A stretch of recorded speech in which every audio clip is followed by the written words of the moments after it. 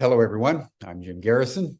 I want to welcome you to this session of Humanity Rising as we convene our second of 5 programs on artificial intelligence with a view to increase our overall literacy on the phenomenon itself and some of the issues with which the entire human community needs to grapple as artificial intelligence escalates and becomes essentially an omnipresent phenomenon in our economic and increasingly in our daily lives.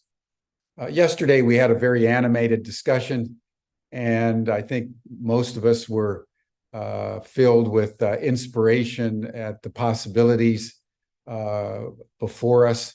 Then later in the day, I came across an interview with Jeffries, considered the godfather of AI in the new issue of the New Yorker.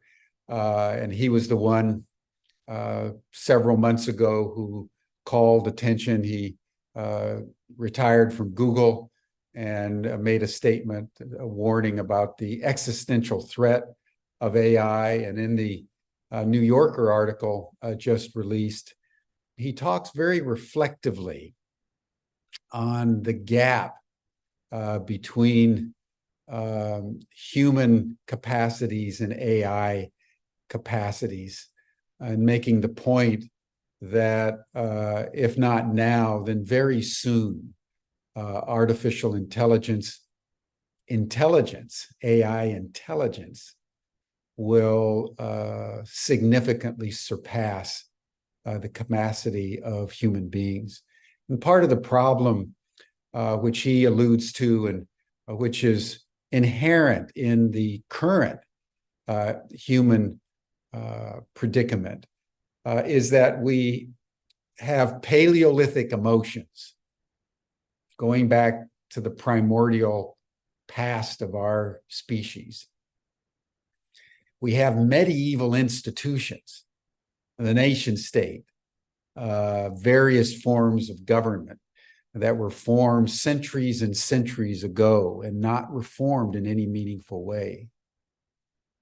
And we have divine capacities with regards to our technology. So this contradictory complexity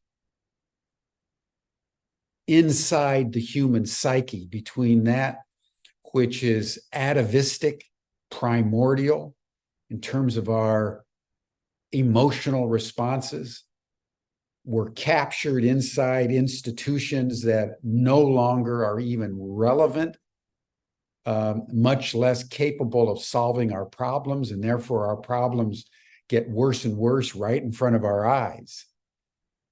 And yet in the last 50 years, we've developed technologies that give us the capacity almost as if we are the gods. And how we fathom that deep predicament, challenging the human family, and how we now, having birthed silicon intelligence over the last several decades, which is now confronting us with the age of the machine, is arguably, along with climate change and the geostrategic momentum toward war, a central urgent issue of our time. And that's why Humanity Rising has taken up AI as a code red issue, along with the other code red issues that we've been dealing with since our inception in May of 2020. And this marks our second major program on the subject. So I'm wanting to welcome all of you with both the exuberance of possibilities around AI and also the very deep challenges confronting us from AI, And I think that it's between those two aspects that the anvil of history in relationship between humans and machines, now as capacious and intelligent as we are, with the prospect, according to Jeffrey Hinton, that they've already surpassed us, lies.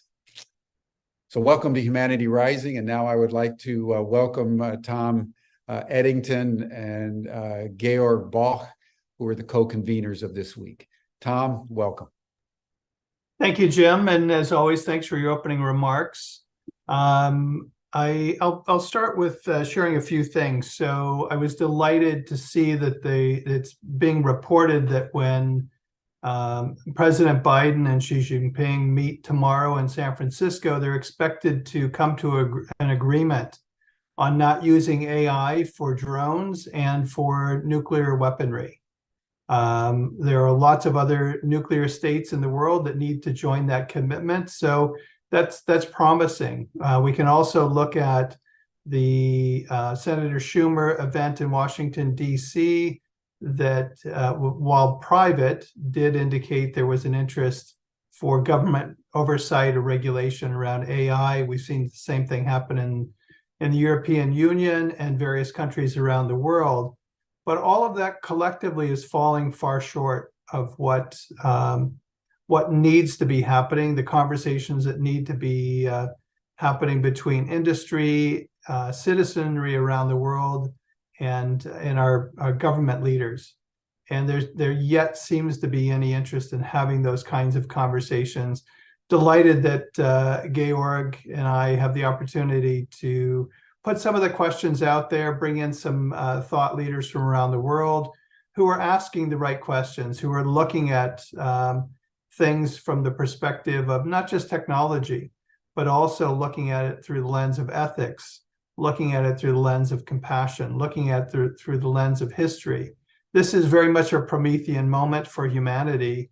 And I don't get a sense that the seriousness of this moment is being considered. And so with those comments, I'll ask Georg to come into the conversation, and very excited about today. This feels like a very important topic, open versus closed systems. Thank you, Georg. Thank you, Tom. Thank you for joining us again for day 2 of a 1-week-long endeavor to learn more about AI. Today, as the title already says, we will try to understand the open versus closed source AI debate. What do we mean by this? Why is this important? If you have followed the news, you may have heard about the US Presidential AI Executive Order and the EU AI Act. They are regulatory efforts made to control AI development. The question we will look into today is in whose favor is this made? What is the narrative used to justify regulation between open source AI and closed source AI? What actually does it mean for a world we want to live in if we only have closed source AI? How is open source AI different from open source software? There are many questions we need to understand before we can actually have an opinion on this subject.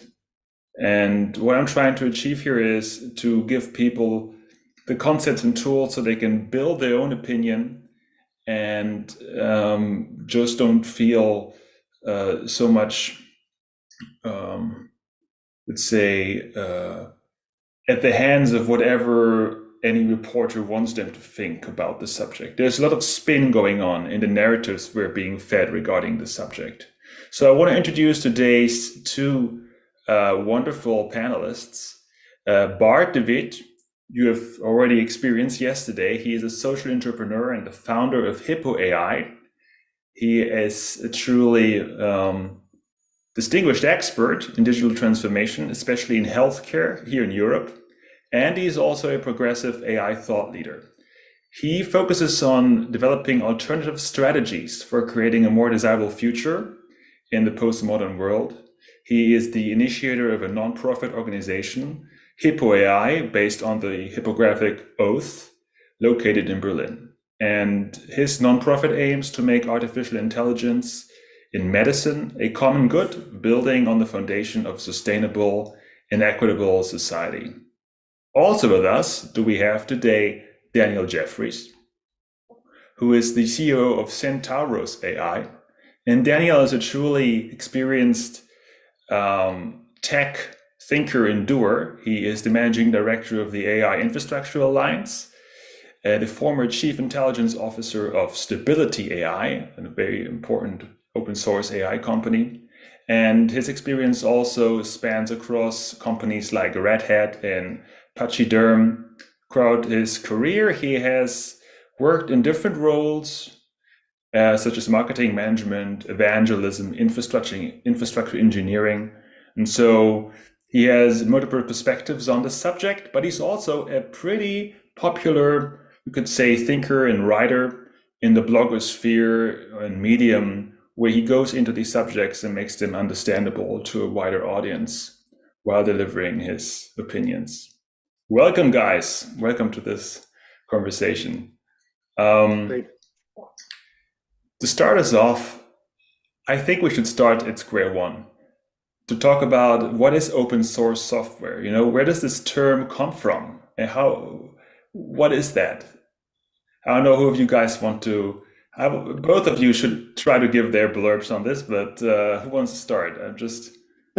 I can pop in with a quick thing. So the open source software is now the basis of 90% of the world's software. So it runs almost every supercomputer on the planet. It runs all of the cloud, whether you're running on Microsoft or Google or Amazon. It runs the router in your home that connects to your internet. It runs your smartphone, whether you're running iOS or whether you're running an Android phone.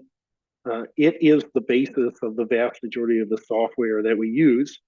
There are proprietary pieces of software built on top of it, but it was a development movement that started that basically said, we're going to show you all of the source code behind the code that we're creating, as opposed to proprietary software when you think of Microsoft Windows back in the day, where you download it, the binary, you install it, but you have no idea what source code is running it from behind. And so it was a movement that gives everyone common building blocks to work from, whether you're a university or an individual entrepreneur, or whether you're a multi-billion-dollar corporation. You start with the same building blocks in order to build your software, and that's the basis of traditional open source software. The context is a little different in AI, but that's the basis of traditional open source software.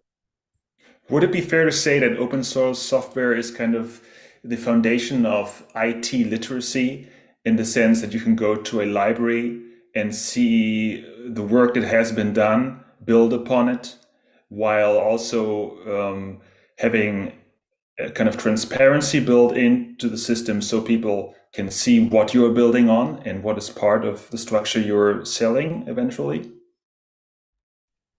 I think that's fair to say, right? It's like people being able to look at the individual applications and understand what's going on behind them versus just trusting an organization to fix that code. Somebody else can look at it and fix the code or update bugs, right? But that sort of transparency where we all work from the same building blocks, and it's counterintuitive for people to understand, right?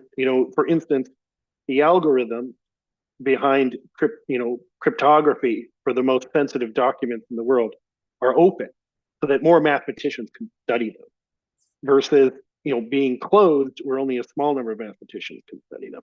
And that openness allows better security, better understanding, and more transparency.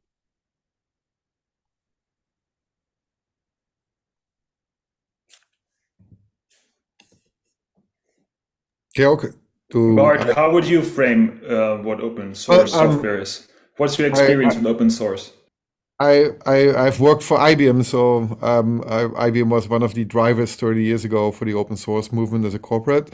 But open source is the equivalent to what we have in science, what we call open science.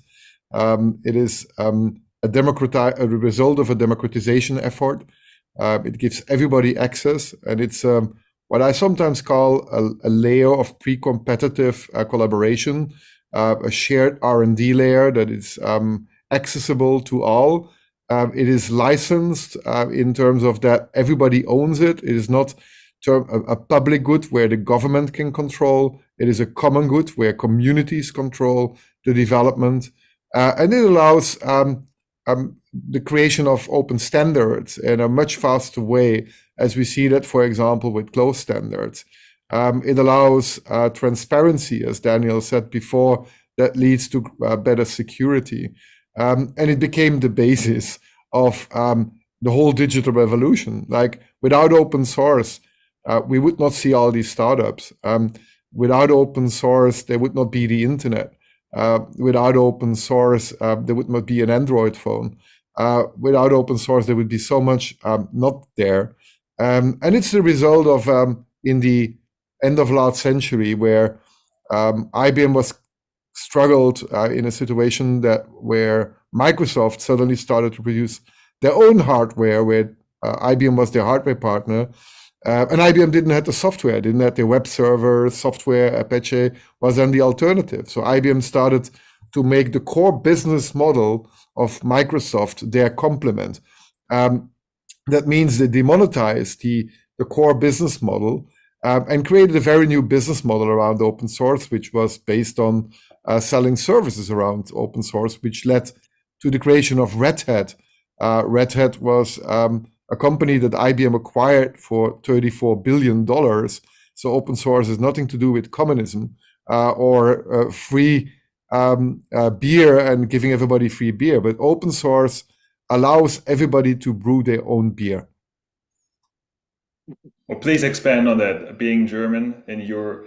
I'm Belgium. We have better beer than the Germans. But oh wow, that's fighting words right there. No, the best beer is Czech, but people think that Bill Gates called open source software communism. I think it was Steve Ballmer, the CEO of Microsoft, who called it a cancer cell.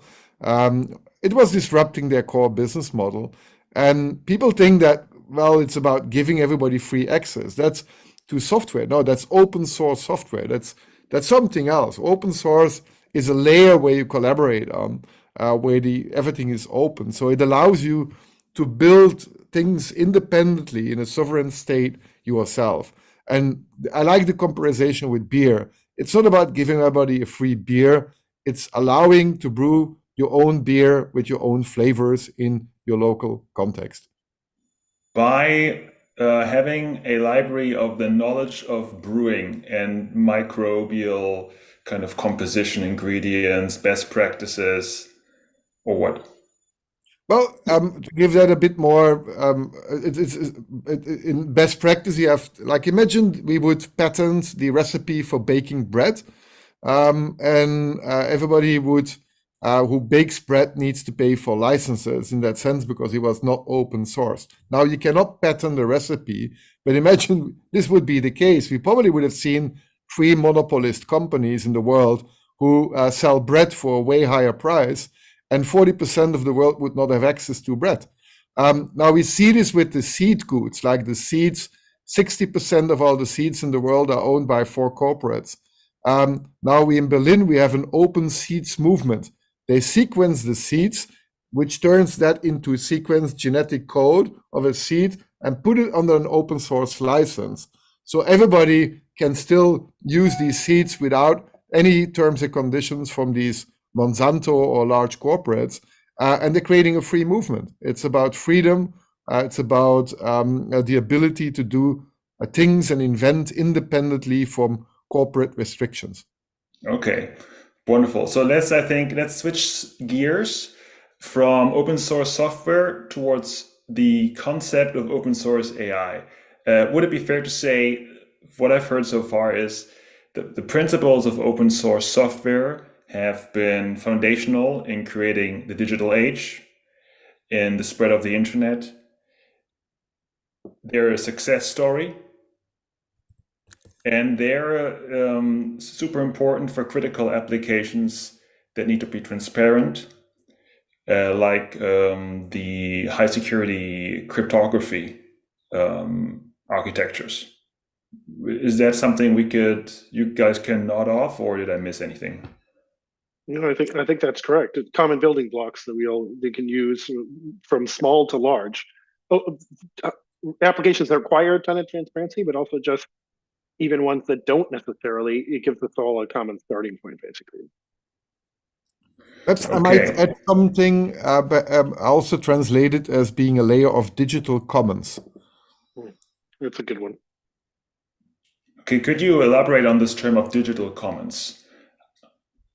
I Well, know there is a Creative Commons license that you can license creative works under. I can make a video under a Creative Commons license, and I can say people can create a mix-up of that video or use it in a different form, as long as you tell me what you're doing with it and you don't. Right? Is that similar what you mean with digital commons? Well, digital commons are commonly owned by communities. Everybody can use them.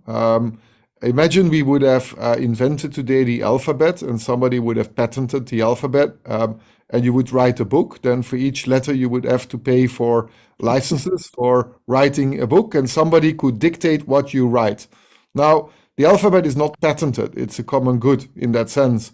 It's a bit fuzzy what I tell, but it makes it's a simplification, and it allows everybody to write their own books. It allows everybody to write their own stories. It allows everybody independently, without any terms and conditions and restrictions, to be literate in that sense, and to be innovative, or to be the creator of their own stories.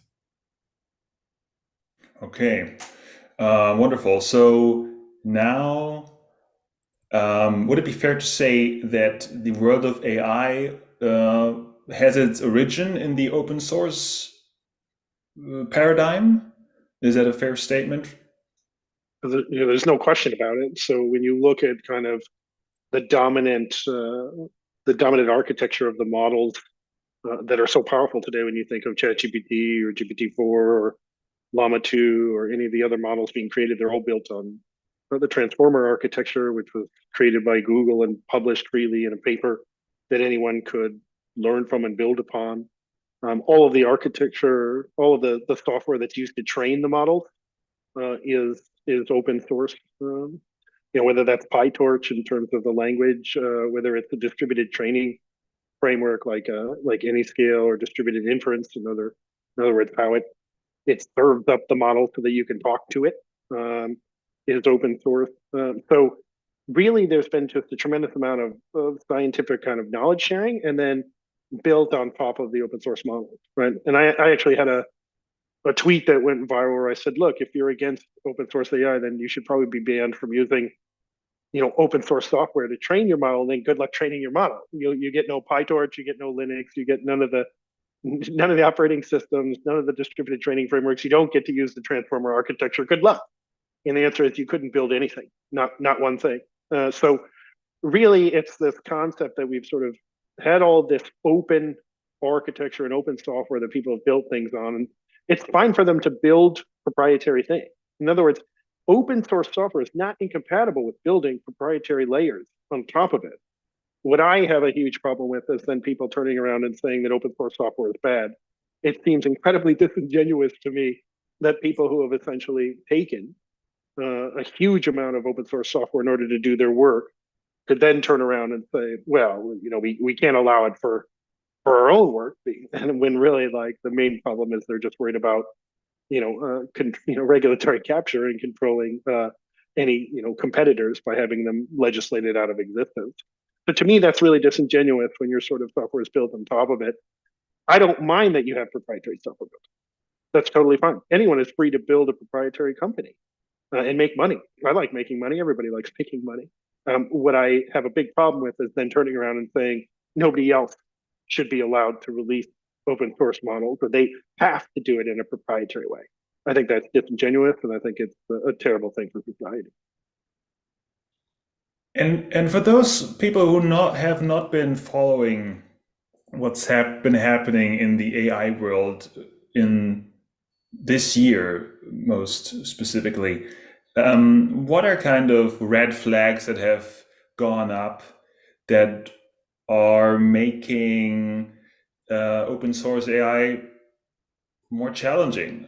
Are there certain efforts being made? Like, what would you guys say comes to mind to people who have not been following this so closely as you have? I mean, I think Well, Bart's probably got a lot to say, so go for it, and then I'm happy to follow up. Well, we are being challenged because there is these, as I said before, it's based on a business model. If you close things and you capture, like you protect it with IP, then it creates unique value. And open source destroys that sort of value because it is open to everyone. So that means that the leading AI companies at the moment who are ahead of the others try to capture the market. They try to collaborate with regulators to say, like, look, if you regulate in such a way that open source collaboration cannot compete with us, then we will collaborate with you. We will allow you to control narratives. We will allow you to control information. We will perhaps not encrypt our prompts so you can surveil them. There is a huge discussion going on between these leaders and the regulators. And at the moment, in the European Union, the AI Act and Article 28B has a passage in there where they are restricting the R&D process of open source. Now, I am all for regulations when things get into an application. Application should be regulated. In my field of medicine, it has been always the case. But if you start regulating open source collaboration and put such an overhead on restrictions there that you need to create technical documentations, you need to go to a quality management system, then everybody who is going to upload a small incremental addition to what somebody else has published will need about a budget of 200,000 euros to finance that quality management system, which nobody has. So they don't kill open source. That's not what they say, but they say, like, we're going to regulate it. But if you regulate it, it's dead. Nobody's going to be able to afford that in a sense. So regulators together with leading AI companies are making deals at the moment in order to monopolize or create a pact with these companies. That sounds like a conspiracy or something else, but it is really the truth. And there is one outlier in these corporate worlds that is doing something very different. And I never thought I would be a supporter now for Meta, Facebook, but it is Facebook and Jan LeCun, the head of AI, and he's French. So the French know everything about the Enlightenment and the values of the Enlightenment. And I think that is what drives him. But he is the agent provocateur now, and he's pushing the whole time the open source world. So people who have been in our space the last months have been extremely exciting. It's like being in a thriller movie because every day things are changing, but it's a battle. It's really a battle for the future. Jeremy Howard, which is a professor in machine learning from Australia, he wrote a wonderful essay that I will share in the chat about if we don't embrace open source, we are entering the age of dislightenment. And that goes back into the 300 years of Enlightenment movement. And sometimes I compare closed source AI with going back to a time where there was not trying to insult the people who are connected to the Catholic Church, but there was a time where we had a single institution in Europe that defined knowledge, that told us when we were sick, that we were sick because we had sinned. And then we were buying a letter of indulgence. With that, they created a lot of wealth. But they had a secret library called the Apostle Library, where all the knowledge of the world was captured. But we didn't get access. And the Python language that we use in AI space was Latin, so nobody understood it. That was the time that we called the Dark Ages. Because knowledge didn't evolve anymore. It was kept closed. And that's why I think Jeremy chose the title, The Age of the Dislightenment, because if we close all that knowledge and allow monopolies to happen, it could well be that in 50 years from now, we see similar abuse of knowledge monopolization. Perhaps we see Galileo 2.0, who challenges current knowledge systems, gets into jail because he's creating misinformation. I think it's a really important historical step to take, and it has severe impact on our society if we don't allow these things to be open. Thank you, Bart. There's an interesting question by Michael Putz from the chat. OpenAI is very different than open source software. The distinction has not been made clear enough. It would be helpful to explain why OpenAI went from open to closed AI.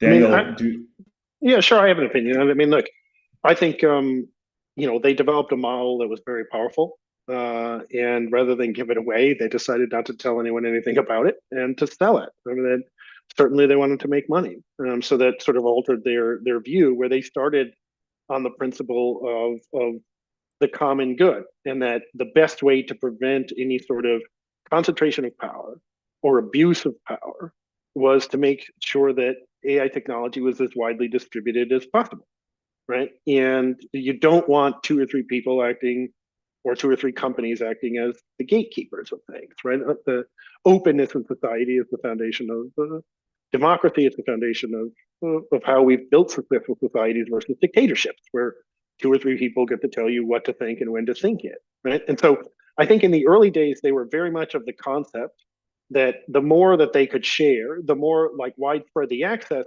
that if there are any challenges that arose out of artificial intelligence that were legitimate ones, that they could be mitigated by other forms of artificial intelligence. In other words, if you have a bad artificial intelligence, that it can be countered by good artificial intelligence. A good example of that is people go, oh my God, they can always think of the problems, but it's hard for them to think of the solution.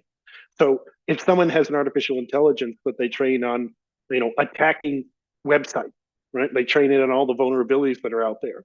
Well, then it's also artificial intelligence that could respond in real time to close those vulnerabilities. So you might train the opposite intelligence to do that. So the more widespread that it is, right, the more that people can build in sort of mitigations into society. And this is kind of how things have always, have always worked. But I think over time, they just got, they made this particularly awesome and powerful model. I use GPT all the time. I think it's wonderful. They do amazing work.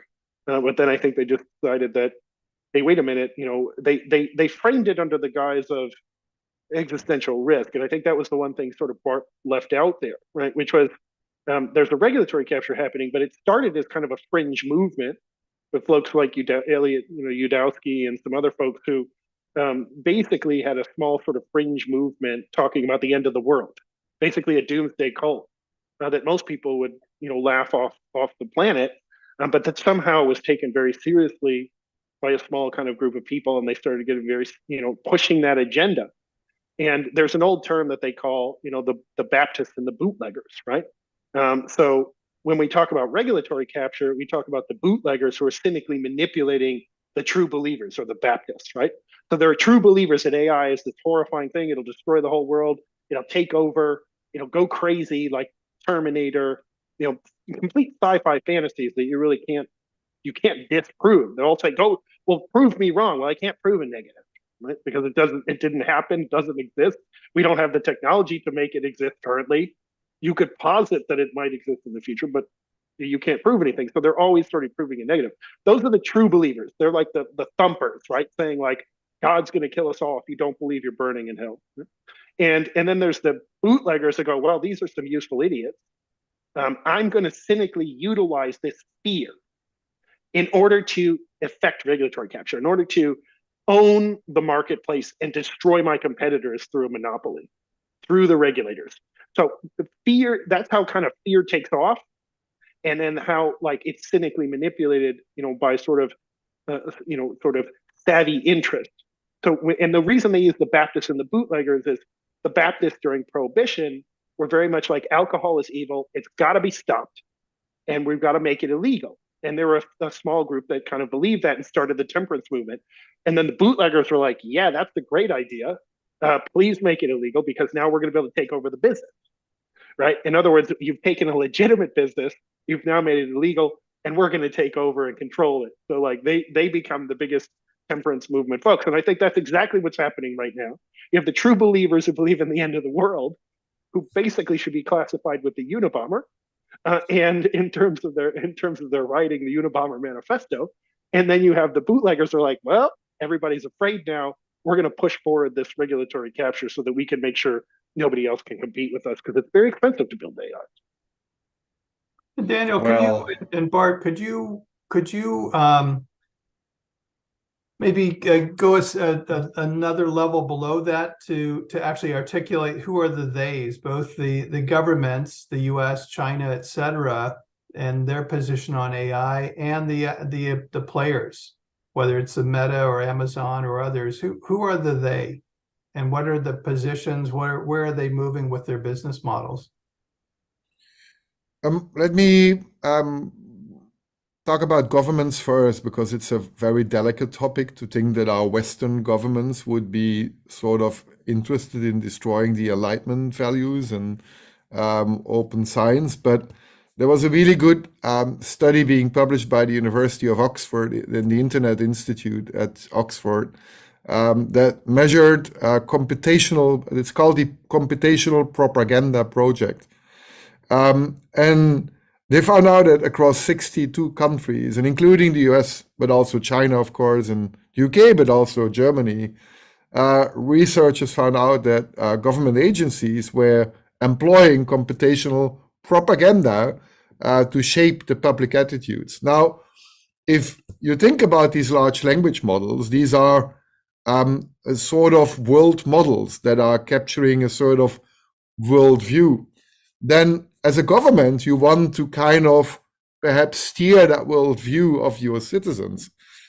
You want to start, and then we come in that whole discussion of what is information and what is disinformation, what is truth and what is not truth. And that's where governments start to see that these language models can, of course, shape public opinions. And by capturing and collaborating with they, and I allow Daniel to answer on the corporate side who they are, or on the investment side, there is this perfect marriage. And if you have governments who are interested in regulating information, like I give you an example, there is a language model that is created in Abu Dhabi. It's an open source language model, partly open source because the training data is not open source.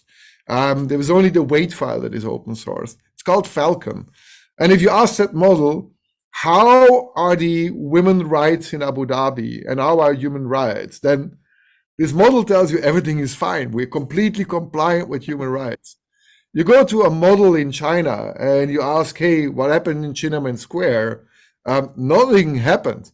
But then you go to ChatGPT and you start questioning about the role of the US in the Iraq war, and if there was war crimes committed, you will also see that there is a filtering going on. So each geography is trying to capture the information or steer the information and define that world model. And I think that is really the worst outcome we can have, that we start like having 4 or 5 world models in each geographic location where everything is closed, kept in secrecy. We don't get access to it. We don't know who filters what. And then we educate for the next 30 years a whole population because there is a difference between Google search and an AI model. When I search something in Google, I have agency. I can select what I read. I see the sources. When I question a model like ChatGPT, I get a single answer. And that's a huge difference. That's you don't have a lot of agency in that. And I think that's extremely dangerous that we don't allow them the transparency or the source code or the training data to be openly accessible to all. But now there is the corporate side, and I'll let Daniel then tell what their interest is. I'll spend 1 minute on this because it's analogous to the printing press and the internet, right? They're both peer-to-peer technologies versus in the old days, for instance, the church, decided whatever books were going to be printed based on how many monks in the cave that they had. And then eventually you get the printing press and it proliferates and you have this opening of knowledge, right? You have a bunch of people printing cookbooks and personal diaries and whatever else they think is interesting. And then other people are able to say, hey, I think that is interesting as well. And then the internet was basically a proliferation of those types of things. And that's both the benefit of society, but it's also sometimes, I think, on the government level, unnerving, right? When you have openness, sometimes people are going to say terrible things or they're going to do terrible things, right? So, but in an open society, you punish the individual, right? You don't try to control the flow of that information. But there's a chance now that governments are looking at and going, hey, there's a chance for us basically to dictate how these things are trained so that we can, when I go for an answer and I stop using my agency and asking Google for an answer, I just ask the model, hey, tell me how to do this or what happened during this period of time. I'm going to get the pat answer without being able to look at any alternative sources. So that's terrible for knowledge. I think on the other side of things, you essentially have the kind of effective altruism movement, popularized by Sam Bankman-Friedman, who's going to jail now, and some other folks, right, who believe that like you make as much money as possible and push it into causes, right, through spending. And they kind of caught on to this existential risk concept that AI is going to destroy the world. And so they've been funding a lot of individuals who basically have roles advising policymakers, right? So sort of lobbying efforts, because they wanted to get this on the top of the docket, right? And their sense is that it's going to destroy us all, so that what they really want to do is control it and or cripple it so that it can't develop, right? And then so that's kind of the Baptist side of it. And then on the bootlegger side of it, you end up having kind of the large proprietary companies. You have Inflection AI and you have Open AI. Again, by the way, doing a lot of good work that I admire and I think is awesome. I want to be very clear. I have no problem with proprietary companies. I just have a problem when they try to eliminate the competition through the regulatory path. Okay, so I love many of the things they're doing, but what I don't appreciate is when they say, look, everyone's too stupid to be trusted with this stuff. We've got to make sure that we're only the ones with our divine right as kings to be able to control, what the answers are that you get out of that, of that model, right? And that's the kind of thing that I think is, quite Orwellian. And so those are sort of the bootlegger side of it versus the Baptist. And then in the Baptists have even been able to bring on some very smart people like Geoffrey Hinton. But I caution everyone to say, like, just because you are masterful in one area of your existence doesn't mean that you understand another area of existence. In other words, you can Geoffrey Hinton has forgotten more about mathematics and neural networks than I'll ever know. But that doesn't mean he understands how technology diffuses into a society, how laws are made. That's that's sociology, that's futurism, right? That's a different degree of study. He may have a valid opinion as a person who is intelligent. But again, just because you point to somebody who says, well, this person knows something about AI, it doesn't mean they know how technologies develop over time, right? And so I think that's an important distinction as well. We can't just use the logical fallacy of an appeal to an authority. So-and-so's an authority on artificial intelligence. I don't even like when people say Dan's, an authority on artificial intelligence. What I am is a thinker based on evidence. I like to lay out the logic of things and look at that evidence and allow other people to judge the evidence. I never rest on the fact that Dan Jeffries has been working in open source or artificial intelligence for a decade, for you to just trust my opinion in the same way you used to trust doctors that smoking was awesome on the ads, in the 1950s, right? So, I believe in evidence-based reasoning and thinking about things, actual rationalism, as opposed to the co-opted rationalism of some of the less wrong and the effective altruism movement. I'm going to add something that the capturing already went on in the research field, and good that you brought up, Daniel, that smoking example of the 50s, because that's where big tobacco was influencing public health research.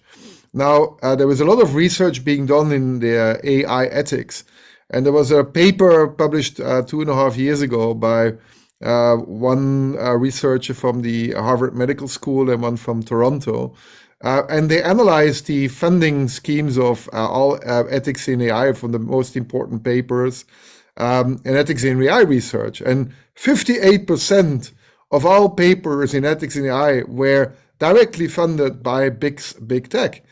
And that's why in the ethical frameworks, you will not see that the ownership question, right, which is the most important question, because ownerships allow you to make it secret, has not been discussed in an ethical framework. Now, if OpenAI, which has nothing to do with openness, captures all the comments and closes everything down, then I call this quite an asocial behavior. But it's not part of the ethical framework. Somebody can be extremely extractive, taking everything, and still be ethical. And I give an example. Google went to India implementing an AI project for detecting blindness of diabetics. And they were selling this at the AI for Good conference. And I was there in Geneva in 2018, where they presented this as being something sustainable. So I stood up and I asked 3 questions. And I said, like, is the data that you collected openly available for the researchers in India? Secondly, is the model being opened? And thirdly, did you ask for consent for these Indian patients? And of course, I knew that these answers were all going to be no. And then I call this is a non-consensual experiment with the poorest population of the planet, where you're actually doing something that we call data colonialism, and you are capturing, extracting all the value, and you're selling it as being ethical and sustainable. And that is only possible if you control the research on ethics. And if 58% of that research is funded by big tech, then it's similar to Big Tobacco, who was funding public research in the 50s. And there were quite some good papers out there that there is quite some similarity. And I was, to the last point, I was in September invited by the United Nations to attend the first global meeting on global AI governance. And it was quite strange that a lot of big techs like Mustafa Suleiman, who is also a fearmongerer, who is trying to push regulation that only people who have a license should be able to develop AI, who was sitting there discussing this. And this feels like that we would discuss public health with Big Tobacco. Like, why are they sitting even on stage? Why are they being part of these discussions? I don't get it, that we don't see more revolt and opposition against this. Because, as I said before, it's extremely important for the future of all of us, of humanity in this case. These are all excellent points, you guys. I want to respond to one of the questions from the chat. Please explain why people of goodwill would want closed AI and also cons of open AI. We need a balanced discussion Sure. and just not default to open is good. I have a little clip prepared to this by Cool. my favorite AI scientist, co-founder and chief scientist of OpenAI, Ilya Sutskever, who is just very articulate, an overall great guy, I believe. And I don't believe he is ill-willed, if that's the right English term. So I want to share a brief 4-minute clip of him thinking about the question of open source AI, and then I'm curious to see how that lands with you guys.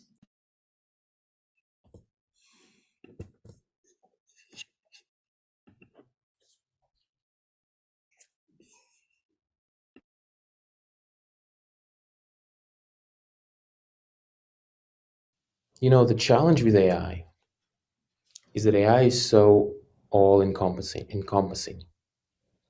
and it comes with many different challenges. It comes with many different dangers, which come into conflict with each other. And I think the open source versus closed source is a great example of that. Why is it desirable? Or let me put it this way. What are some reasons for which it is desirable to open source AI? The answer there would be to prevent concentration of power in the hands of those who are building the AI. So if you are in a world where, let's say, there is only a small number of companies that control this very powerful technology, you might say this is an undesirable world and that AI should be open and that anyone could use the AI. This is the argument for open source. But this argument, of course, to state the obvious, there are near-term commercial incentives against open source.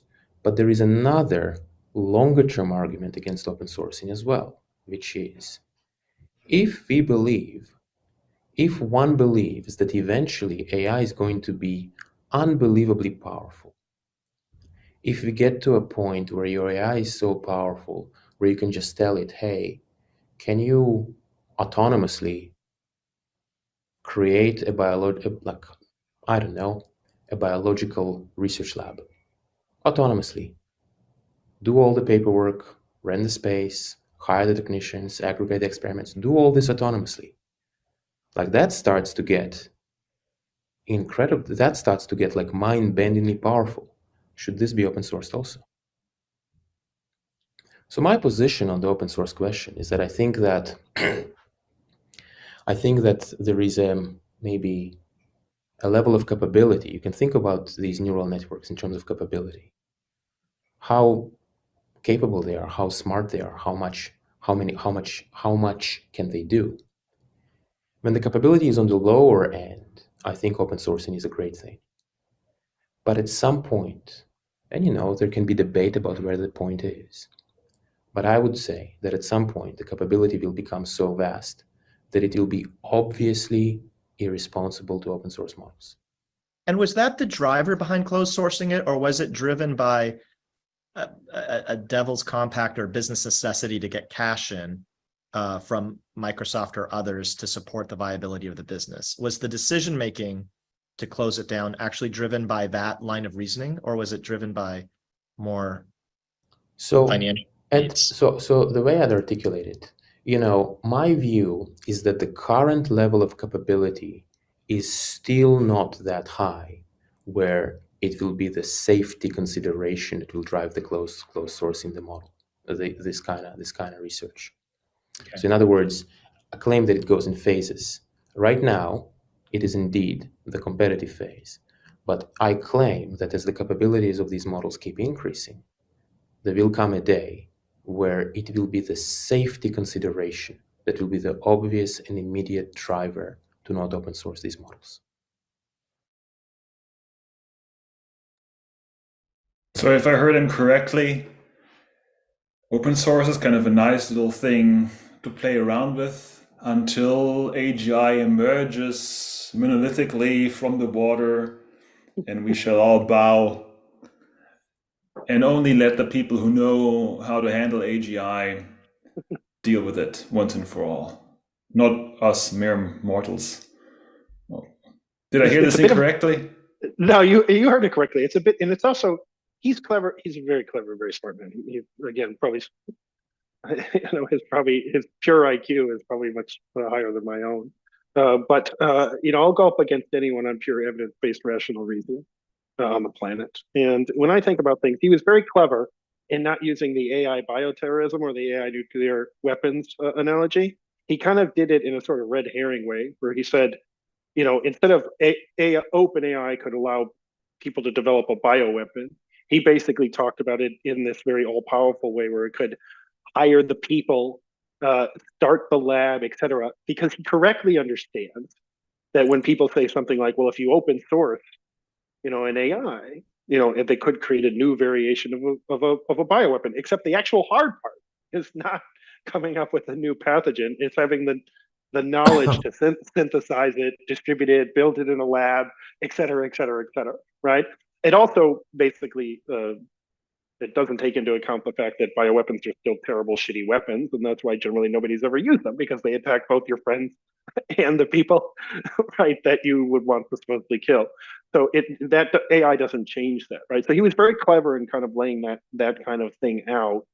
And it doesn't mean that there is no such case, right, where we would ever have to think about, the systems and kind of who controls them or whatever. It doesn't mean that that's never the case, but it just sort of, the basic premise of his talk sort of smacks of this kind of, we get to this super powerful thing, and only the trusted people will be able to control it for us. Let me tell you something about trust. Trust is a moving concept. It is not fixed. Okay, there are 3 companies in the United States that are trusted with protecting your personal data. Trust is not an institution. It is based on people. Those people die, retire, get fired, quit, change, and become incompetent. And that previously trusted institution now loses half the data of the United States, which actually happened with Equifax. They're still a trusted provider. If I am a politician and I create the Environmental Protection Agency with good intent, and it's trusted to protect the environment, and then a later politician comes in who doesn't buy into that and staffs it with people who hate environmental regulations, it's no longer a trusted agency. So I don't buy into the fact that only the divine people from on high can protect us from ourselves. I do believe that when AI is widely distributed, we can mitigate bad AI with good AI. That to me is a better concept. But I don't buy into the concept that only these sort of trusted groups will be able to protect us from ourselves. I think it's just a complete fallacy of reasoning. I want to quote here Frank Herbert, who scripted Dune. Once men turned their thinking over to machines in the hope that they would set them free, but it only permitted that other men with machines to enslave them.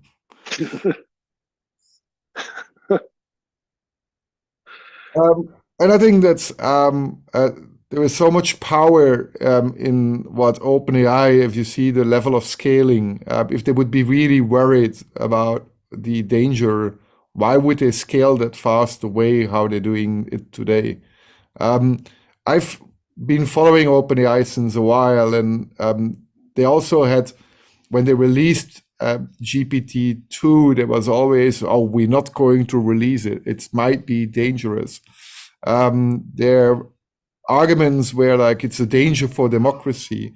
And as Tom, you quoted at the beginning, the Brian Wilson quote that humans are stuck with their Paleolithic emotions, where we have medieval institutes and now godlike technologies.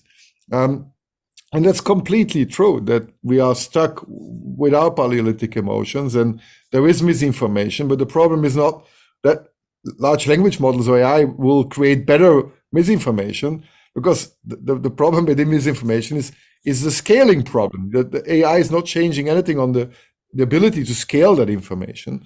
So a lot of these arguments are being used always with the fear of like, it's going to kill your democracy, it's going to kill elections, it's going to create bioweapons. And I found it very funny when Sam Altman went to Qatar. And then I've connections there, and I asked him, what is he telling there? Because that's not a democracy. Well, he mentioned it could be a danger for authority. and then you see that they play with words just to kind of create these regulations that allow them to be in power. And I think it's intellectually unfair what they're doing. And there has been quite a lot of discussions on even their, like, why would they not release even the carbon footprint of training GPT-3 or GPT-4? They haven't done that either. They went in complete secrecy just to avoid criticism, just to move faster. Otherwise, they would have had a lot of criticism of the carbon footprint to train GPT-4. And they don't do that. So they have a philosophy that like it's a huge paradox that they call the OpenAI, and they have the philosophy of telling nice stories and creating fear. And I truly admire as well their competences, but there was a lot of at stake here for them.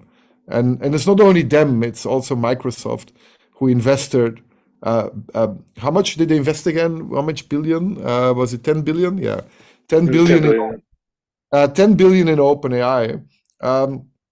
That is an investment for Microsoft, and they want to get that investment back.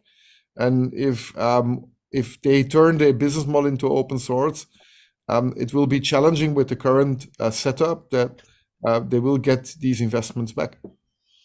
Let me add one last thing, because I think it's super important. Look, no one is saying that no one will ever do anything bad with AI. Technology exists on a spectrum. Okay, I have a lamp and it's closer to the side of good, but I can still hit you over the head with it.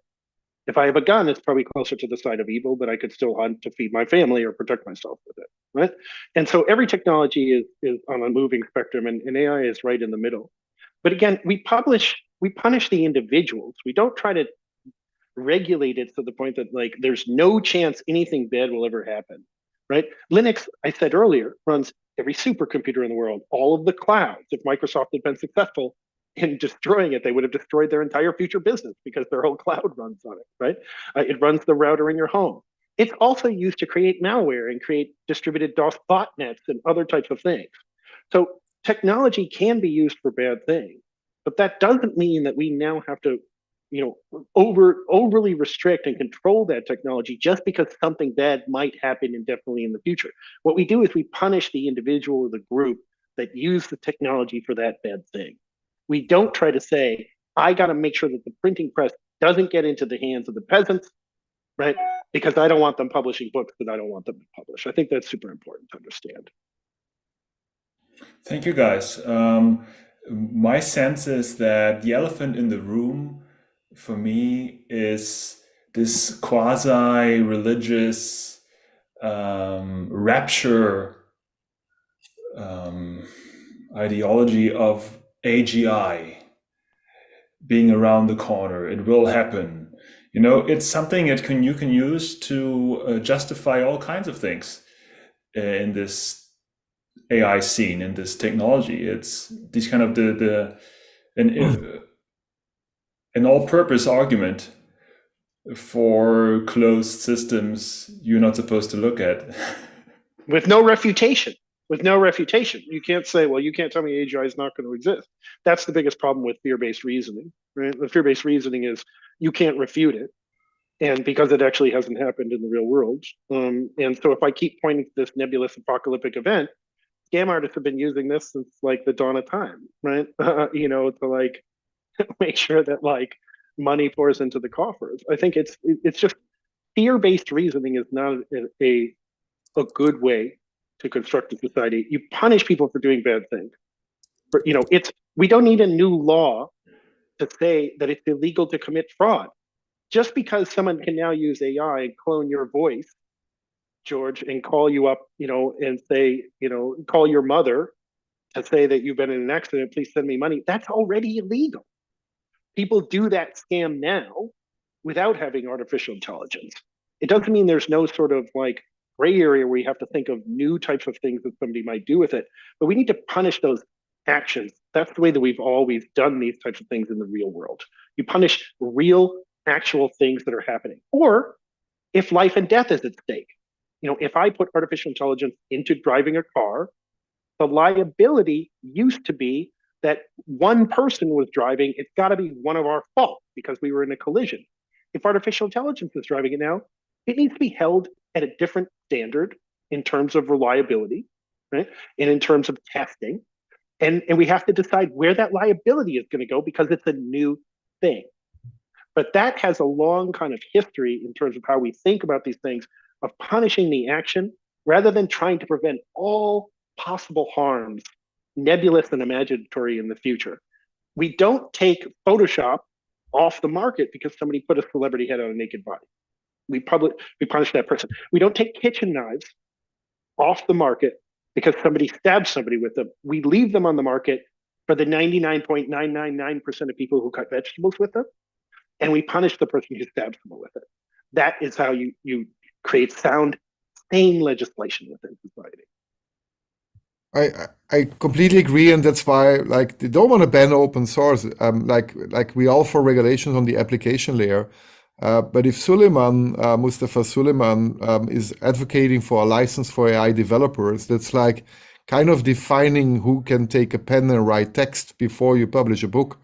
It's the publisher that publishes the book that is responsible within the legal framework. You cannot publish a book with anti-Semite text here in Germany, so you get punished. That's the legal framework. That's the publisher's responsibility. But if I write at home a text and I don't spread this, nobody can control this in that sense. And I think in the R&D process, the sharing of code, the collaborative environment led, and that's something extremely positive. There are models that have been shared, open source models, that after 1 month have been downloaded 2.8 million times. Like Stable LM was downloaded 2.8 million times.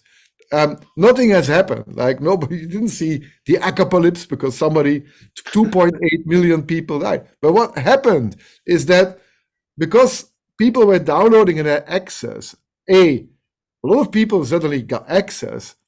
Other people took that model, made it more efficient. So you can run it on a single GPU, which gives people in Africa or people in low-income countries access to this technology. It democratizes it. And that suddenly you see this global community collaborating, and it's beautiful. It's like it's human collaboration, human invention, human ingenuity, all working together, trying to improve these technologies, making them more efficient, and thus also making them more climate friendly. If you run them on a single GPU or you can run them on your phone, the inference cost of calling such a model is not that what you have with GPT-4. There was lately a comparison in terms of impact cost of a model from, I think it was from a French company that it's called Mistral, and they compared it on the running cost to run that model based on an NVIDIA 140 gigabyte infrastructure, and they compared it with GPT-4, and the open source model was 187 times cheaper to run. Now imagine the climate impact cost that you have by not having that compute cost, because the open source community made it way more efficient. And all these things are beautiful. Like there was only positive came out of that open source movement. And yes, there are challenges. Like there was bias in the data that some people use, but as it is open, people can scrutinize it, just like with peer reviewing when you publish a paper, and people can try to replicate your science and see if that what you have been telling in your paper is actually true and replicable. That is all possible with open source. That is not possible with closed source. And to give you another bad example, I shared it in the chat. What I fear more is that closed source world. There is an encryption technology that was used in the military communication systems and within the police communication systems and emergency communication systems. Worldwide, it's called Tetra, and it was based on closed encryption algorithms. And Dutch researchers recently found out by the last 20 years, there was a deliberately backdoor programmed in that encryption model. So the last 20 years, in all that military communication, somebody had access through a deliberately programmed backdoor in an encryption backdoor in military communication. If that's not scary, I don't know what is. And it shows that closed source is not unprone or of bad actors. Bad actors are in the closed world and in the open world. They are everywhere. Bad actors are not, there is no causation of open source that suddenly there are more bad actors. That's a complete false prophecy there, what's being spread. Jim, looking at the time, I think it would be great to bring this round to a conclusion. I believe I want to thank you already. It was very insightful. Jim, how is this sitting with you? Yeah, before you jump in, Jim, I just wanted to ask a quick question of... sorry, Tom. No, that's fine. I want to ask a question of both of you, and just building off of the last comments. You know, this AI, even though it's been around in various iterations for as much as maybe 80 years, it's still very much in its early days, and there's more that we don't know than we do know. And so how do we deal with the unintended consequences of AI? I think the same way we've always dealt with them is we deal with them in the real world. So a good example is when they created refrigeration technology, they didn't know that if you expose the original gas that was moving through it to the air, it had a tendency to blow up. So we tend to think that we can like figure out every engineering problem ahead of time, but most of the time you have to put the technology in the real world and they go, oh, wait a minute, this is the problem. And then the engineers go in there and they fix it. In the same way that we, when we find like someone's abusing the telephone to call people for scams, we create a law that says you shouldn't be able to do that anymore, right? And so I think it's a matter of like looking at the problems in the real world as they develop. In a perfect example of this, of why people can't predict all the problems ahead of time, is OpenAI is actually a perfect example. So their CTO said, we spent a bunch of time worrying about political misinformation. We spent all this time studying it, and we found nobody was using it for political misinformation. In fact, people were using it when they put it out in the real world for spam. And so they had to figure out how to deal with that. So they spent all this time in the kind of ivory tower trying to figure out this problem ahead of time. It was totally worthless. And in fact, they didn't even know how people would utilize the technology in a positive way either. In other words, they didn't know that people would want to use it for coding until they saw people using it for coding. They all go, oh my gosh, that's really cool too. So any technology is not independent of us. It exists as a part of us in our interactions together. And when it gets put into the real world, then we figure out what the problems are and we address them. That's how reality has always worked with these things. We can't predict all these things in advance, and trying to do so is foolhardy, in my opinion. I'm gonna add, if the anti-open source advocates out there always with going to science fiction scenarios, that the doomsday scenarios, then let me take that doomsday scenario of Terminator and Cyberdyne Skynet. Cyberdyne Skynet was a closed system. I don't know if everybody remembers how they were trying to break into a server room as they didn't have access. Now, imagine we had 3.8 million humans collaborating together with access to open source code to fight Cyberdyne and Skynet. Would that doomsday scenario have happened? I think human collaboration together with AI, where we augment each other, and having 3 million people working together to fight a rogue AI is the best scenario to overcome these things. If we're going to close this in one single company and trust those people that are controlling it, I think that is the worst scenario. Well, I couldn't agree with you more, Bart and Daniel. Since I'm dealing here in Washington with probably the closest example of a completely closed system. For the last 75 years, the US government has held all evidence relating to UFOs in a top secret categorization that is kept more classified and more secret than even nuclear weapons technology. And the system is so closed that even presidents of the United States and directors of the CIA have been precluded from knowing the information. And some people think it has been kept so compartmentalized and so secret that nobody actually knows the full picture. And here we have 75 years later, there's been, through technology, I might add, a capacity to actually track in real time on radar with advanced scientific technology, the fact that these UFOs actually exist. And so the cat is coming out of the bag, but I'm dealing with the most closed system maybe in the history of the world around the most inconsequential information, arguably in the history of the world. So, when I've been sitting here listening to this discussion of closed or open AI and the benefits back and forth. That's part of the discussion that is happening around the UFO issue. And I would make one comment.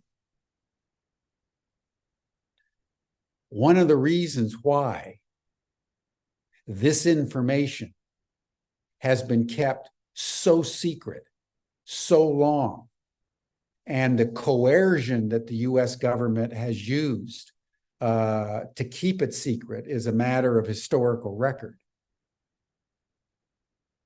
has been because in that closed sanctum sanctorum, what has taken place?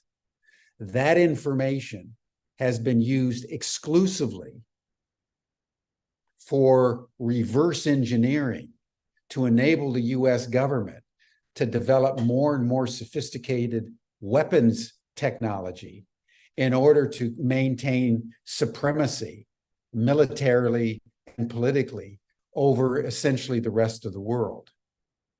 And so it seemed my experience, and I would say my instinct, is that the closed technology not only deprives the world from the benefit of experimentation and scientific dialogue and transparent monitoring and assessment and exploration, but it's always closed for a nefarious reason. There's no example that I know of in history where the national security classification of information ever served a noble purpose. You know, if you look back at all the whistleblowers who have brought attention to various issues, maybe starting with Daniel Ellsberg around Vietnam, and you think of Snowden and Assange and others, you know, if you really look at it objectively, what is sought to remain closed is that which is closed for a very specific reason. And that is because the people who are holding it closed don't want it to see the light of day. So there's always an agenda around closed systems that is either for profit or power. And I think in a world where artificial intelligence and the extraterrestrial intelligence has a global impact, the ethical stand that all of us need to take in principle is that what affects people globally should be globally available and globally transparent. So anyway, I love this conversation, and I wish the 435 members of Congress that we're lobbying right now could have heard it, because it is a very, very salient discussion at lots of levels, impacting more than just AI and UFOs, but many other aspects of our human society at the moment. Wow, Any thank you, comments Jim. you'd like to make? That was quite an extraordinary connection between the dots here. Thank you for that. Jim, it reflects to my comparison with the Vatican Church, who was also keeping everything secret and closed.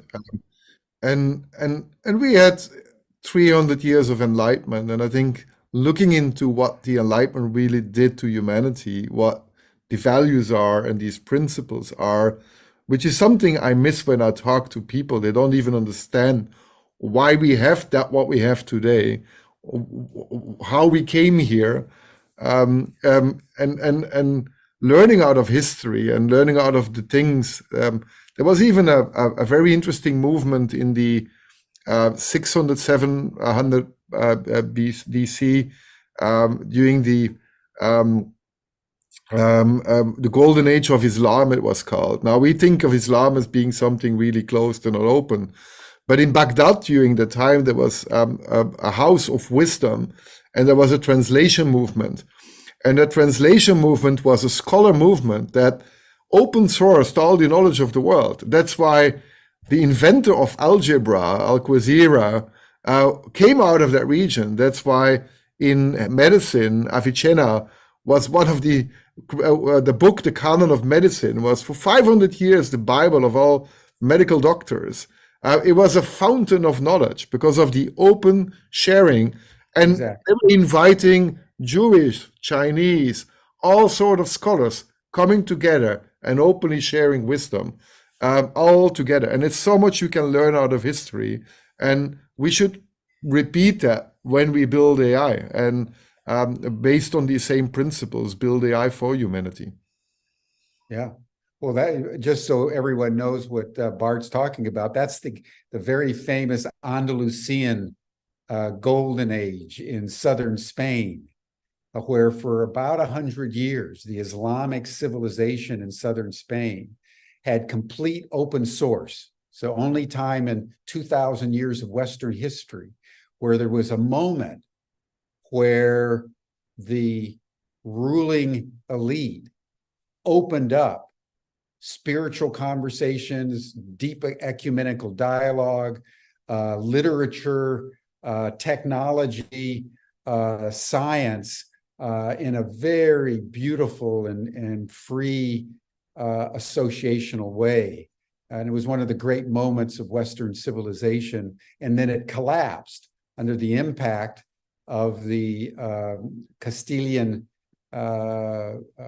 kingdoms to the north, who began the Great Inquisition that closed everything down, drove the Moors out of Spain along with most of the Jews, and set up the repressive regime that in many cases lasts to the present day. So thank you for bringing that up. There are many examples of open source at many levels, not just scientific and technological, that we can look back on and derive inspiration from. I mean, some historians, for example, just take a little side note on this because it's an important point. Many historians believe that it was the Andalusian Golden Age that brought from the East and from the Islamic world the latest literature and science and theology and medicine. It came up through Andalusia in southern Spain, came up into Europe, and that is what gave rise to the age of chivalry, and finally the Renaissance, and then the Enlightenment.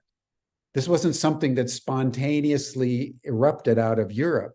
It was something that was derived from a moment in which open source knowledge was celebrated for, as they say, a brief shining moment in time. So the open source has consequences, and closed source also has consequences that we need to be mindful of.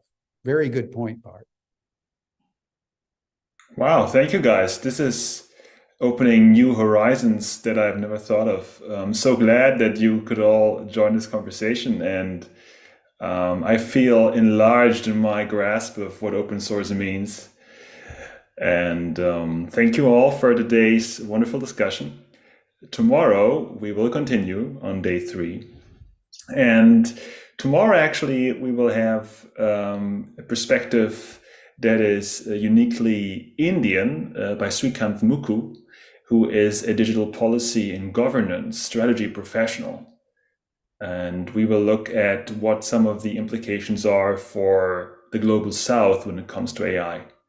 We'll also be joined by Adam Nozel, who was actually nominated to become a part of the Ethics Council for the UN.